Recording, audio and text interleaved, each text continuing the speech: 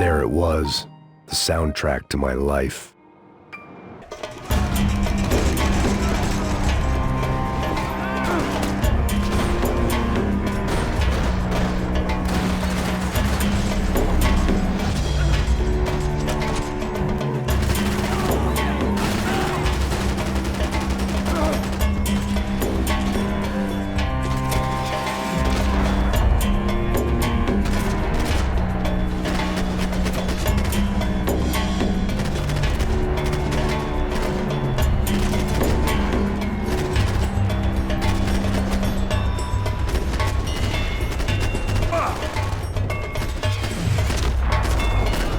A few days ago, it was Max Payne 3's 11-year anniversary.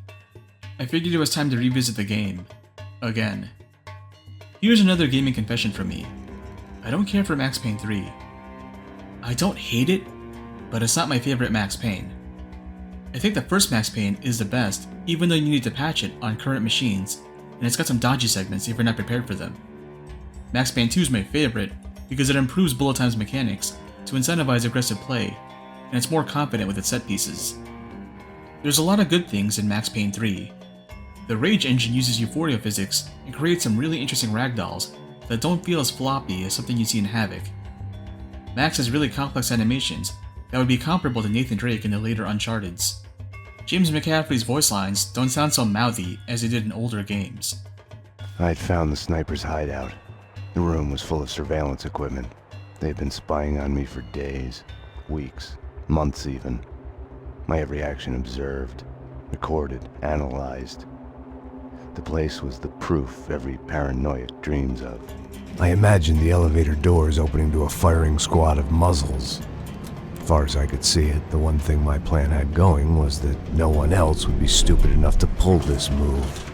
And Health's music gives the game a really distinct identity from Remedy's Max. But despite being the best looking and the best shooting Max Payne, there are things in the game that prevent me from fully enjoying it. There's no concrete term to describe my issues, so I coined one. Max Payne 3 has several Rockstar-isms. I'm not a fan of modern Rockstar. I don't feel like I'm playing their games so much as I'm an actor in their films, expected to hit my marks, and failing to do so results in a bad take.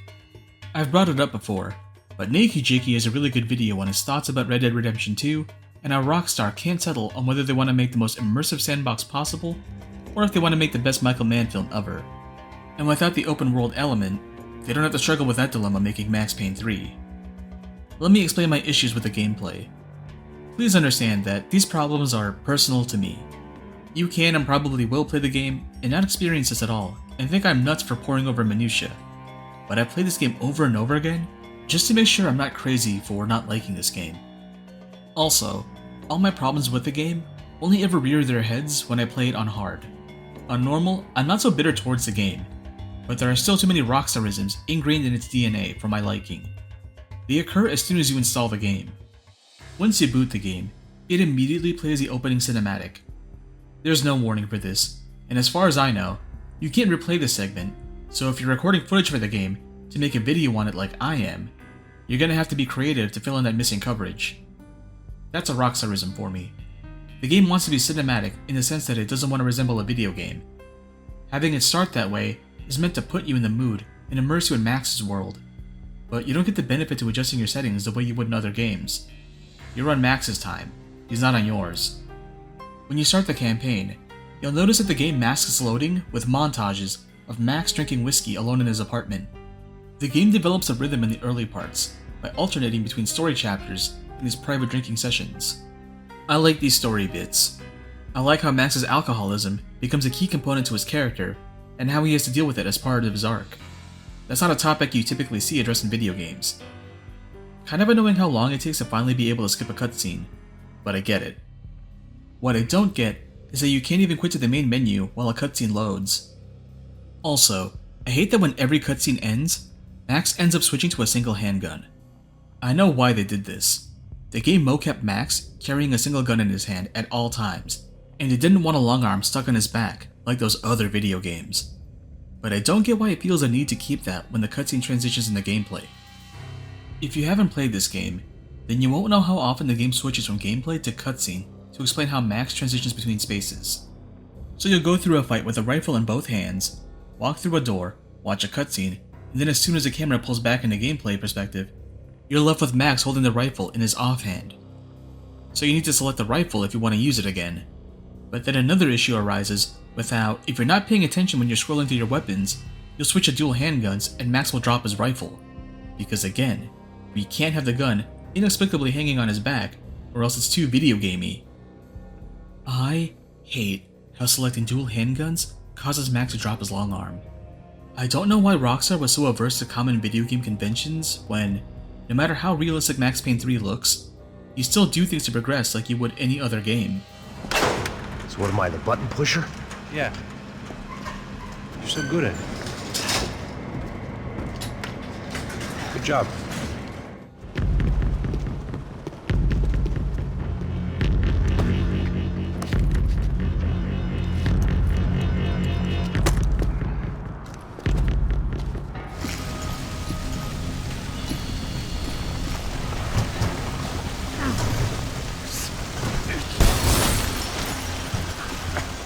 Besides managing guns, my other issue with the gameplay is how cover is too sticky. One of the few compliments I gave to Wanted Dead is that moving in and out of cover doesn't feel like you're pulling two magnets apart. That's what it feels like in Max Payne 3. I know this game came out in 2013, and I hadn't seen good soft cover until Ground Zeroes a year later, but these are the thoughts that stew in my mind when I'm pinned down by enemy fire on hard, because peeking out for just a moment will guarantee a quick death. That is, if I didn't have any painkillers on hand. I kinda like how Max Payne 3 gives Max the last stand perk in Call of Duty if he has a painkiller on him. Nice safety net when you're outgunned. I don't like how I have to kill the same person who landed the kill shot on Max to survive. This is due to a handful of factors. First, sometimes the enemy will shoot Max behind cover, and the camera will lock itself into place until you shoot that guy. But if he's blocked off, then you just have to wait until Max bleeds out and retry the fight. Also, if you get dropped by an enemy behind you, you have to wait until Max physically turns in that direction to shoot the guy, or else you spend all your ammo and bleed out. This is another example where the game's adherence to realism and simulation gets in the way of my enjoyment as a player. As for the writing, I can accept that this isn't Remedy's Max, but I can take or leave the plot as it is. Max circling the drain is an interesting arc, but I can tell it's a Rockstar game when Max and company wax on about how rich people are shitty and empty. I just wish I knew what was happening and why. Yes, who has it in for our family? I mean, just because we are rich and happy, is that a good reason to hate us? How wealth disparity turns impoverished people into cannon fodder. The place was crawling. How many guys they got? How many poor kids want nice sneakers? It ain't hard to hire. How police corruption turns cops into cannon fodder. Why don't you just go in and bust the joint, get a warrant? I'm only a cop, Max. So you keep saying. And how Max isn't a hero but an American with a white savior complex, and blah blah blah. I don't know about this stuff, politics. Everywhere politics. The flashback chapters do the opposite of what they're meant to do, which is smooth over the transition between Remedy's Max and Rockstar's Max, and explain how he got from New Jersey to Brazil. To me, they feel like I'm looking at a skinwalker, like a monster from It Follows meant to resemble something I recognize, but all it does is elicit a gut reaction that something isn't right. I blame it on the Guidos. I need to get laid, baby. Come on. Line them up, line them up, line them up. Let me ask you a question. Let's go. Where the fuck are your donuts? As well as the references to past games in the apartments and graveyard chapters. Same goes for whenever I watch TV in the game. In the Remedy titles, the TV shows you watch tend to poke fun at the very premise of their respective games' plots. In Max Payne 3, they're used to show current events and provide background info on the setting, and to joke about how telenovelas are wacky. That's a Rockstarism. This is probably just a side effect of the game's playtime spanning more hours than the movies, but a lot of the story beats result in Max getting caught in impossible situations to justify why he can't action hero his way out of a problem. Despite all his efforts, something contrived happens to keep him in his underdog status. That's another Rockstarism for me. I think once all the family members get killed off and the story focuses on Max rescuing his buddy's girl, it clicks for me. There are still moments that annoy me, like how the game won't let me kill the guy who killed my boss's wife, or the true villain, but the writing doesn't rob those characters of their just desserts. You know I'll walk. You'll walk. with a lift! So I can't be too hard on the game for that. See, just like Max Payne 3, I started this video negatively by stripping away all the parts I dislike about the game, and now I'm working to build it back up by talking about the parts I like about the game. I like how much Max's character model changes throughout the campaign. It's a great way to keep track of the story visually, as you can point out when he's working for the Broncos, when he's still in Jersey, and when he's gone off the reservation. Special mention goes out to his light gray suit. If you've ever watched a Michael Mann film, you might have noticed that he likes to put his hardest characters in his stories in light gray suits. Rockstar, being the manheads that they are, deliberately chose to distinguish their Max from Remedy's by putting him in the light grays. You'll see the contrast in the flashback chapters when he's wearing his leather coat and giraffe pattern tie. What I like most about the suit is that, as the story goes on, it gets more and more disheveled, as if Max only ever has that one suit and never takes it to the cleaners. I also dig this covert ops fit Max gets for one chapter. I've heard that this game is impossible to mod because the character models are hard-coded into each chapter, which is a shame because I'd have Max running around in this all the time. I like the bullet time set pieces that occur in every chapter. There will always be a moment where Max is falling out of a window or riding on a cart while shooting at a bunch of dudes. If you can get every target in the set piece, you'll get an accomplishment. This is something I never encountered in past runs. There are other Americans in Brazil that Max can meet in a couple of chapters. I wish Rockstar did more of these, because they make great foils to Max's fish out of water situation. While we're talking about that part of the story, I like how, once Max swears out the sauce, he doesn't get better at fighting. His bumbling around in the favelas results in him getting mugged and dumped into the gutter, a fitting symbol of his low point. There's also this moment in Chapter 6 where Max is holding a picture of his boss's wife and fishing for a bottle of whiskey. This perfectly captures his tragedy. His preoccupation with alcohol cost him the people he's sworn to protect. But at the same time, his instincts are what help him survive, just like I was able to spot the bomb under his boss's desk.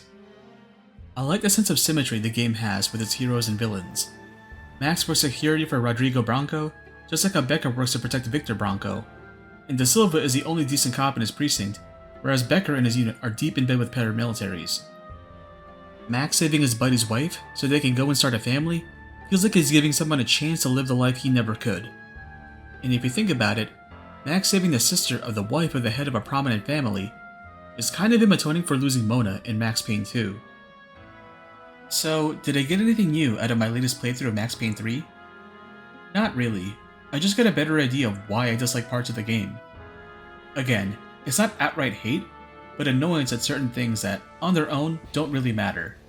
But when you add them up over the course of a playthrough, on a difficulty that actively discourages the kind of combat you look for in the brand, it tends to stick with you. I'm surprised Rockstar hasn't done another game in the series yet. They left the door open for more Max Payning, since the Jersey mob boss he pissed off is still kicking.